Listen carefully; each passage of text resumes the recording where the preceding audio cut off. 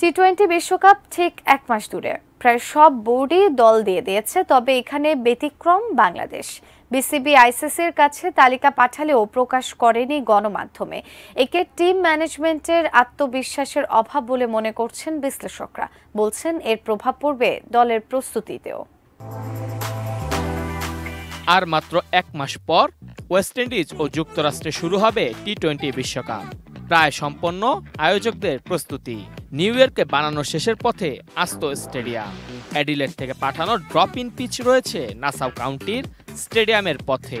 অথচ এখনো যেন বিশ্বকাপের দল নিয়ে দ্বিধাদ্বন্দ্ব কাজ করছে বিসিবির মধ্যে। পহেলা মে আইসিসিকে দলের তালিকা দেওয়ার শেষ দিন। অন্যান্য বোর্ড সেই দলের তালিকা আইসিসিতে পাঠিয়ে গণমাধ্যমেই প্রকাশ করেছে, কিন্তু বিসিবি হেঁটেছে ভিন্ন পথে।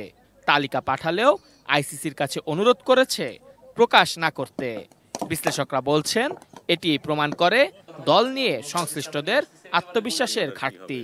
তো এইসব ব্যাপারগুলো আমাদের এখানে সবসময় আমরা দেখি। আমাদের পুল এত ছোট, এখানে চাইলেই কিন্তু অনেকের মধ্যে দল করার সুযোগ নেই। কিন্তু আমরা যদি শেষ পর্যন্ত নিয়ে অনেক খেলোয়াড়কে নিয়েই এই দ্বিধাদ্বন্দ্বে ভুগি, না একে না ও, তার মানে ওদের মধ্যে দ্বিধা থাকবে যে আমরা ওদেরকে নিয়ে দ্বিধান্বিত।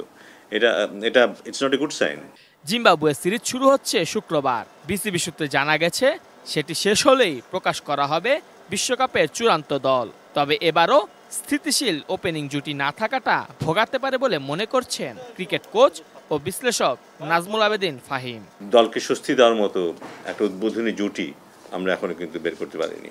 সো হাতে যেটুকু সময় আছে সেটা যথেষ্ট কিনা এবং যাদেরকে নেওয়া হবে বা যারা আছে তারা যোগ্য কিনা এটা এখনো দেখার অপেক্ষা থাকতে হবে।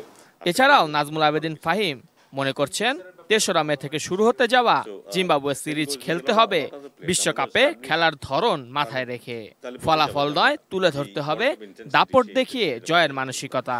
সো আমি বলছি না জিম্বাবুয়ে এমন একটা দল যাকে মাঠে নেমেই হারিয়ে দেওয়া যায়, তা বলছি না। কিন্তু আমার কথা হলো যে সেই ইন্টেন্টটা বোধহয় খুব জরুরি। সেটাই বোধহয় আমাদেরকে সাহসী করবে বিশ্বকাপে।